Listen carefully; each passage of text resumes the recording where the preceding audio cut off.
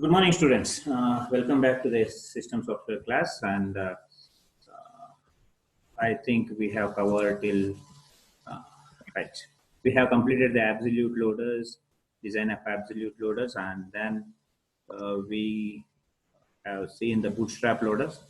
And bootstrap loaders are by default are the absolute loaders that we have seen, and we have seen the algorithm also of the bootstrap loaders, right? So this much we have did, and then okay, fine. So we started with the machine dependent loader features. So machine dependent loader features has got two variations. One is the reallocation using modification bit, which as we did with our what do you call the assemblers. So this is applicable for the SIC-XE program where the direct addressing is only possible with format 4 instruction, wherein the operand which has to be modified according to the load address will be specified using the modification bit, and the linkers and loaders will going to modify accordingly, right? And we have seen the other machine dependent loader feature, which is reallocation using bit mask, wherein one bit mask is used which specifies how many text records need to be modified. This will be suitable for the SIC machine. The reason remains to be is in SIC machine, majority of the instructions or all the instructions are direct addressing. So instead of specifying a lot of reallocation records, we can go for a bit mask. Bit mask, if it is 1, which specifies the operand need to be modified. If it is 0, specifies not require the modification, right? So beyond this, we have also seen the program linking. Just a recap I am going through it, which do the linking, or this we call it as a linking loader, or which is a basic version of linker as well as loader, which does 3 functionalities. One is loading the program onto the memory. Second one is linking all the external references. Third one, doing the reallocation of the operands which are linked, means which have got the absolute addresses. We have seen this by using 3 program examples: program A, program B, and program C. And we do it in 2 passes, just like our assemblers.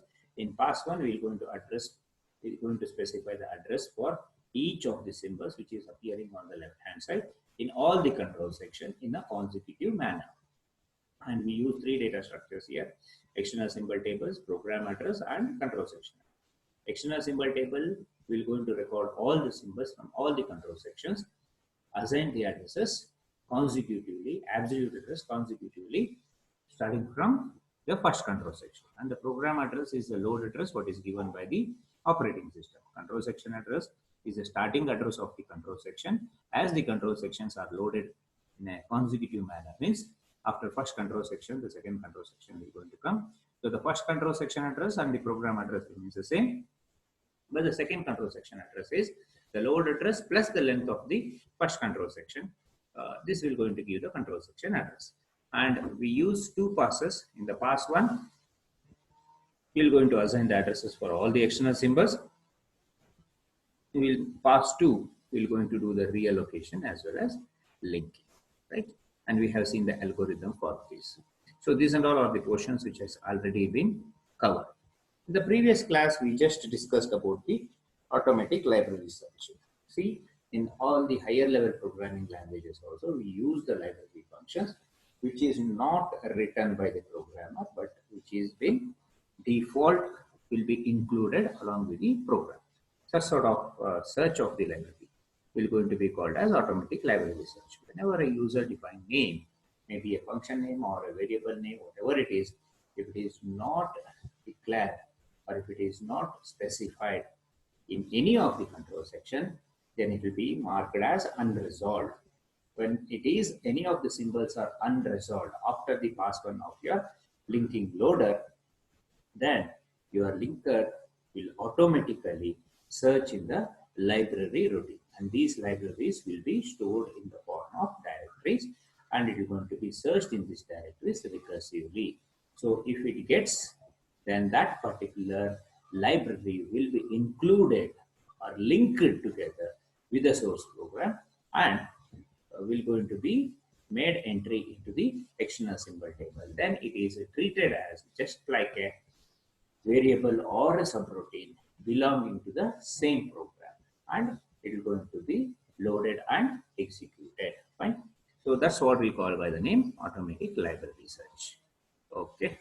Yeah. I think we started with the loader design options. As I tell that loaders, the basic version of the loaders which we have seen is performing three functions. One is loading the program onto the specified absolute address. Second one is linking the program. That means resolving all the external references or external definitions, right, according to the load address by getting the absolute address. Third one is reallocation. That is, the operand will get its absolute address instead of the relative address. These three tasks are done by your what we call linking loader. But these tasks, all three to perform, consumes a lot of time and it increases the overhead.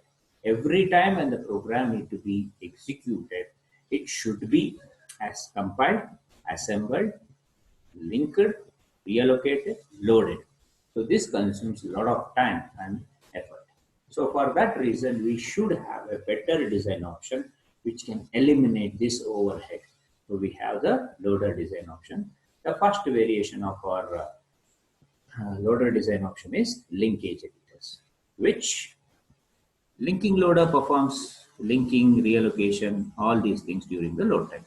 But this can be performed in two alternative ways. One is the linkage editors perform linking and we're going to write it into a file instead of loading directly onto the program. Right. Dynamic linking, wherein the linking will be done during the compile time. Fine. Yeah.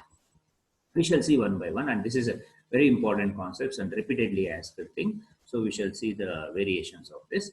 Yeah. Linkage editors are found in many systems. Performs a linking reallocations, write it into a file, but it doesn't load. So it does the reallocation, it does the linking, and write it onto the separate file. But it will be loaded by an loader, absolute loader, just like your operating system, or a relative loader during the program execution. One of the example, this reduces the overhead. One of the example is our C program, GCC compiler. What you will do when you write a program1.c, you will give it to the GCC compiler, GCC program1.c. You will going to get a executable file a.out. This a.out file is not an assembly language program, but instead it is an assembled object code which is already linked and reallocated. Means to say, library search also has happened. Control sections are given a consecutive relative addresses, and resolving of the external definitions and external references is also being done, and now it is ready to be loaded. We need an absolute loader which does just the loading of the program. See the difference between the linking loader, which does the task of linking, reallocation, and loading all together, is given in figure A, wherein it takes the object program, does link means given to a linking loader, which links and loads directly into your memory. Getting the idea? But in the case of linkage editors, object program is given to the linkage editors, which will going to give you a linked program, which is again a relative linking. The reallocation loader means the loader which loads it onto the program is this program onto the memory. Just need to add the load address or the starting address, what is given by the operating system, to every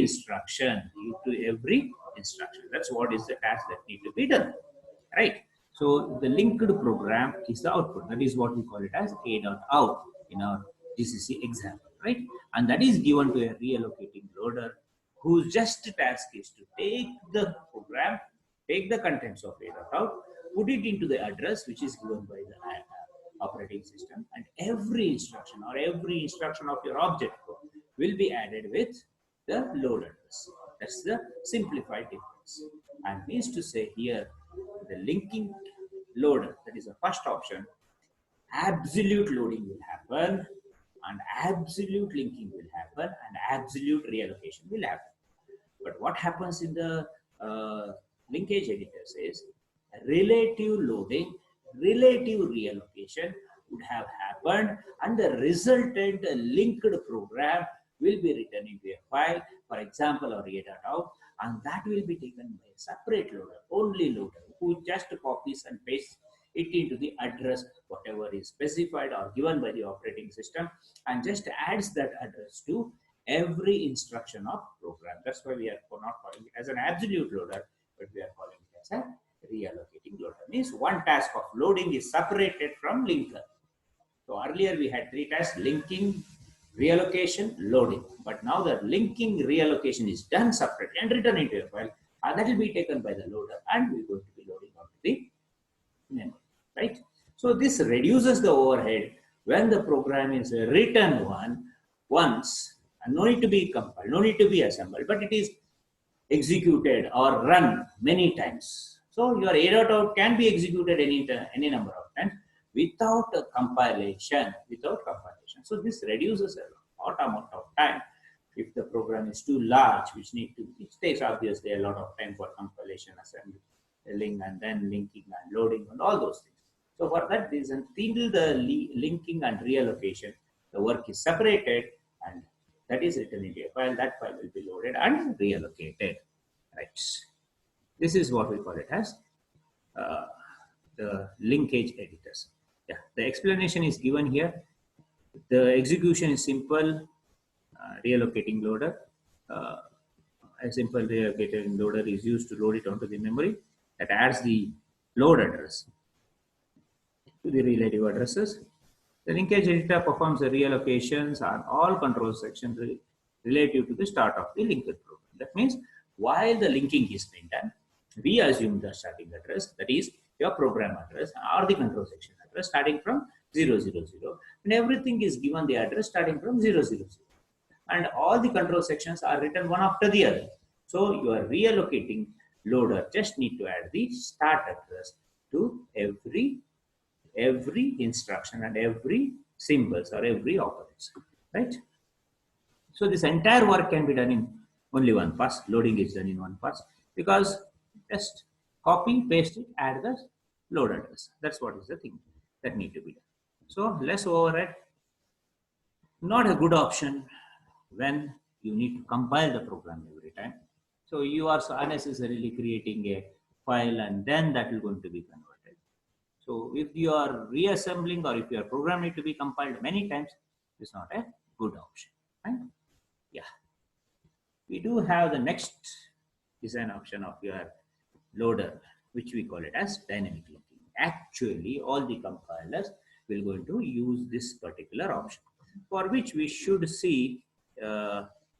One second, I'll stop the share and I'll going to switch it on to the other particular screen.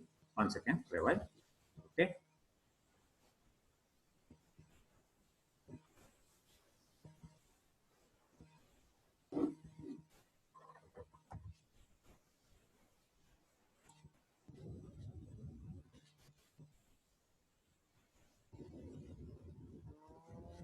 One second, I'm starting the Ubuntu. We shall see the how exactly this works. Yeah, I'll share this screen.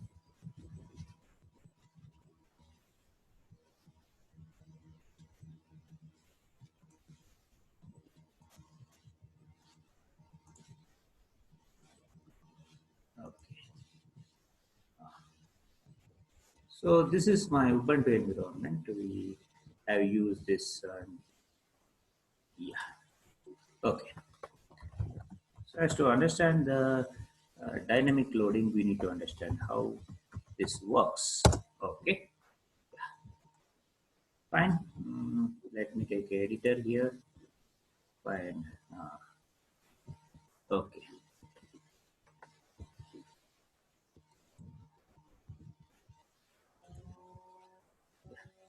Is it visible? All of you, the Ubuntu screen is visible. Please write in the chat box. Is the Ubuntu screen is visible? Write in the chat box. Okay, okay. We shall continue. Please write your USN and name in the chat box so that it will going to serve as a attendance. So I'm going to save it later. Okay. Please do that. Okay. Fine. All of you write your USN and name in the chat box. Fine. Okay. Have a look at this. We are writing a simple C program here. Hash include. Okay, stdio.h. Writing a program is not our intention. Our intention is to understand the working of dynamic linkers, which variety means the widely used linkers in all the what you call production level. This okay, yeah. I have included two header files. One is stdio.h and one is math.h, and I'll going to declare some g is equal to 100. Okay, fine. Fine. In the main and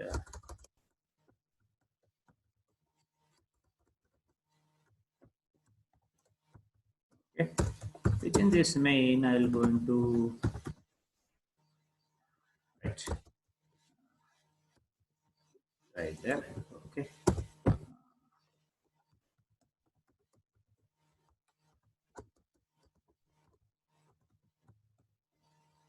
and that's all is no problem. I don't want to implement a C program. Yeah, we shall save it as okay, dynamic dynamic.c. Okay, fine. Okay, let's come back here. Uh, let's. This is what is it? Okay, yeah. I'll remove this area.out file. rm.out. Okay. Now just have a look. I don't have the a.out file here because that has been removed. Fine. Okay then. Okay. Yeah, we can also rename our executable. Fine. Now what I'll do is GCC, what is that dynamic is my file. Okay, I'll write a -o so as to rename the executable, or else by default it is going to create a.out. I'm renaming that. I rename it as dyne. Okay, fine. Yeah, compiled and uh, dyne. Okay, you can see that an executable is created by the name dyn, which is what do you call the compiled, assembled, linked code. Am I correct? This is compiled, assembled, and linked code. According to our linkage editors, dyne is similar to your a.out, which has been created. Fine. So till now we have clarity. This is your linkage editor, but actually not. This is your dynamic. Dynamic linking, not your linkage editor. It is your dynamic linking. Fine. Okay. Now what I'll do is GCC, same thing, hyphen, I'll use static static. This option everyone can use with your what you call your GCC compiler. Static. Rest all the things I'll going to write the same as it is. Dynamic uh, dynamic.c -o. I'll write it as a stat. STAT. Okay, stat. Fine. -o stat. Okay. Yeah. ls stat. Okay, ls -l stat. We have a stat and ls -l dyn. Okay. In the first case, I just give gcc file name.c and I stored the linked, compiled, linked, and assembled and linked program into a file called dyn. Second case, I just used another option called static and I stored the output or the executable file into a stat. Please observe one thing. Please observe one thing. I have this part of it is a size of your file. Am I correct? 615450 bytes is the size of your stat. Is the size of your stat. Please observe the same program. We just give GCC file name.c. I didn't specify static, but instead I just specified GCC file name.c. Just compile. That's it, and create a executable. That executable we renamed it by the name dym. And see, please observe the size of it. 7155 bytes. The static is 60, actually speaking about 6,15,450 bytes. But with the dynamic linking, it is only 7,150 bytes. Am I correct? The size of your executable is reduced drastically, is reduced only to your 10%, is reduced only to your 10%. This is the concept of dynamic linking. What I mean by that, please understand the concept. This will be useful forever. Majority of our compilers will going to use this one only. Usually your compilers will go for two types of linking of your libraries. First type of linking, static library, which is usually not used, which is static library, which will not be used. So when I gave the option -static and I compiled, the option I specified to the compiler is use static library. Means in my source program, I have used two library files, stdio.h and math.h. These are the two library files which I asked to be integrated with my program called dynamic.c. Means one copy of stdio.h means stdio library, one copy of math library will be attached with my source program. Along with this source program, whatever I am having, your linkage editor, which I just taught to you people, which creates an executable by linking all the libraries and everything, is called as a static linking. Your linkage editor goes for static linking. And you can see the size, it is in lakhs of bytes, correct? It is lakhs of bytes, which is a not efficient way. For example, in your memory at the same time, you may have more than one program, set of programs, let me say some 10 programs or 15 programs are running. They may also need stdio.h. They may also need math.h. It's just a library. You just use the function. You just call the function and pass the parameters and get the work done. Why is it needed that you need to attach one copy of the libraries for each of the source file? Unnecessary. Then your math.h has got many functions. Sine is there, cos is there, square root is there. All of them we may not use. We may call it any one of them. Then it's a better option when the function is called, when it is needed, just use it. Why unnecessarily you are carrying so much burden of the library with each source code, which consumes a lot of space? So with this concept, dynamic linking came into existence. During dynamic linking, what happens is, point number one, single copy of library will be there in your memory, which will be shared by all the source programs or all the programs currently being executed. All the source programs currently being executed. The same is the concept with object orientation. That same will be the concept with your Java and everything. You don't have separate JVM for each of the Java, but you will have only one that will be shared by all. The same thing happens with this also. So only one copy of library will be kept in memory, and those who ask for it, whichever the function is asked, that will be linked to that program, not by making a copy, by using or by sharing the same copy. That's what we call it as the dynamic link library. Will dynamically, means to say during the execution time or during the runtime, we'll link the library to the source file, whichever is calling that function.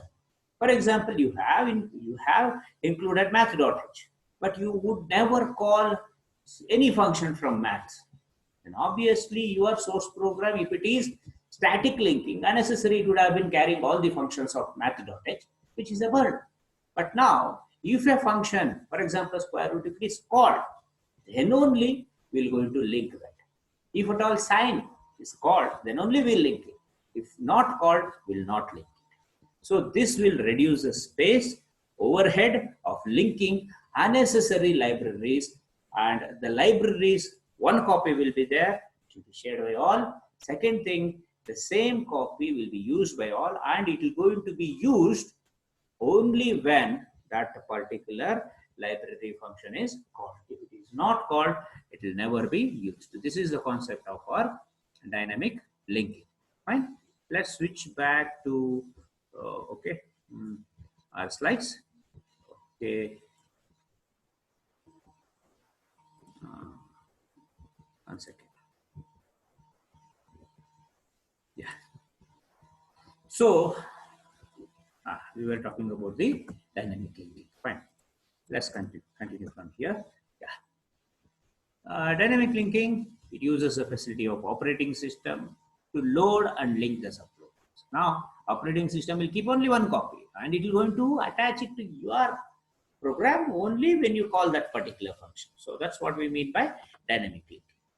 The subroutine is linked and loaded to the program only when it is called. Means during execution, if you call the function, this is also called by the name binding of the name to the code. Binding, we call it as binding. See, you have written, for example, for your user-defined function also I'm going to tell, you have written a function called factorial, and you never call the factorial, memory will never be allocated for your factorial function. Means it will not be brought into your stack. When you call that function, then only it will be brought into your stack. If you are calling the same function repeatedly or recursively, that many instances of function will going to be loaded onto your stack. If that function is never called, it will not appear on the stack. That's also what we mean by dynamic linking. If the function or the name of the function is binded to the memory only if it is called during the execution. If it is never called, it will be never used. For example, you have written a program with 100 of user-defined functions, and you don't call some 10, and you don't allocate memory on the stack. As simple as that. Okay. The dynamic linking allows several executing programs to share a single copy. This I told already. For example, just as I told, GCC-static will attach all the library functions to this program1.c or program.c, and you have seen the large sized linked program. Large size of your executable code means that is what is your linked program. But best GCC and the file name.c will going to go for, by default, go for what we call dynamic linking, wherein the linking happens during the execution time. That's what we mean by dynamic linking. Single copy of a library is loaded onto memory. All currently executing programs will share the same, or will going to use the same set of functions. In object-oriented system, this can be used to refer the different objects, allow the implementation of methods to be changed without changing the interfaces. This we have the advantage of that. Okay, allows several programs to same the object code or the same thing, whatever we have seen. And yeah, there is an example being given in your textbook. We have a function which is going to detect the errors or correct the errors that is that is present in the input. Then we have this program is completely linked before execution, then all subroutines will be linked. So for that reason, when it is linked, obviously it's a static link or static loading. Then everything will going to consume a space, but we're going to link if only few out of large set of subroutines use, then we cannot predict. So for that reason, during the time of execution, we're going to link the libraries whichever is needed, right? So if you remember one more thing, if at all we have used the square root function, though we have included math.h, it would not be linked. So we'll use /a.o with -lm. So link math is explicitly specified so that this can be linked during the time of execution, not during the time of compilation.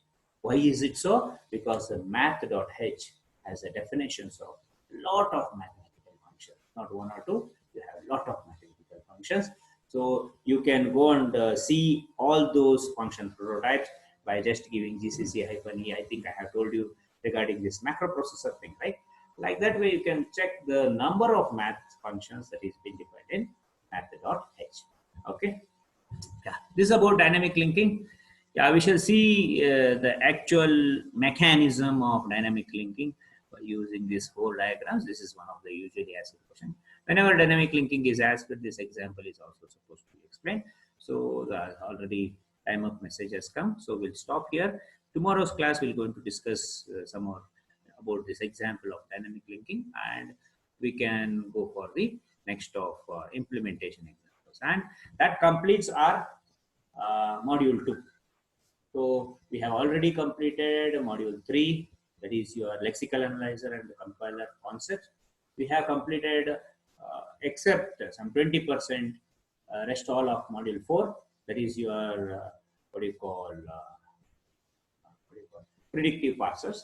We also need to, or top-down parsers we have completed, so, which needs the concept of what do you call finding first and following, all those things. Next we have what do you call bottom-up parsers, and module 5, which is your intermediate code generation, code optimization, and target code. So what I'll do is after completion of module 2, I'll straight away go for module 5, because module 2 are to explain you the shift reduce parsers. We need to solve the problems that might not be an effective way to the what you call slides. If at all possible, I'll see the method of doing it on the board. Okay. Or else otherwise we can complete our whatever we call it as our module 5, then come back to our shift reduce process. So anyway, we are progressively heading towards the completion of the syllabus. Module 1 and module 2, the notes also have sent, means the PPTs also have sent. If not, I'm going to reiterate it to you people. You can go through it, and if at all you have any doubts, you can contact me either through your WhatsApp group or through your mail or whatever it is. Fine. So we shall stop here. Thank you. Okay. And those who have not written, please write your name and USN. Here the 33 participants are there, and here only 29. I just want the names to be written in your chat box before I end the meeting. And do it soon. My time up. Yeah. Please write in the chat box.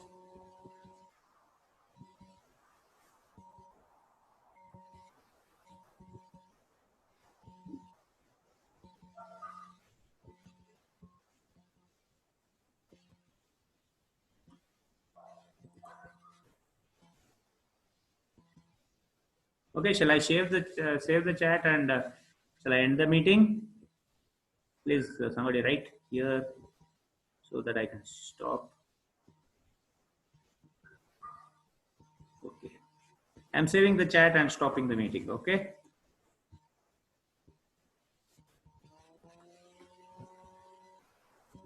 Thank you for attending the class.